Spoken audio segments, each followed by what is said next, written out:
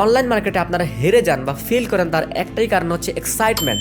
আপনারা যখন বিজনেস শুরু করবেন ভাবেন, বা বন্ধুরা শুরু করবেন ভাবেন, আপনারা অনেক এক্সাইটেড হয়ে অনেকগুলা ভুল ডিসিশন নেন।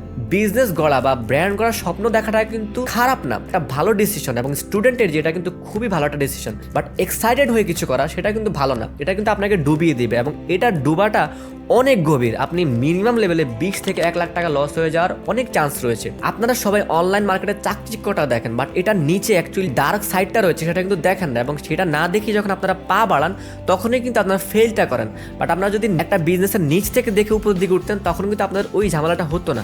আপনারা অলওয়েজ উপরে দেখেন যে এই ব্র্যান্ড এই করতেছে, ওই করতেছে, এরা পারলে আমরাও পারবো, ওই জিনিসটা মাথায় সেট করেন। বাট এই ব্র্যান্ডের নিচে কি করতেছে, কি স্ট্রাগলটা করতেছে, সেই জিনিসটা আগে দেখবেন, সেই জিনিসটা ফলো করবেন, সেই জিনিসটা সম্পর্কে আইডিয়া নেবেন, দেন হচ্ছে আপনারা ওই জিনিসটা ফলো করে করে আস্তে আস্তে আগাবেন। ডেফিনেটলি দেখবেন একদিন আপনারা বলতে পারবেন proudly we are made in Bangladesh.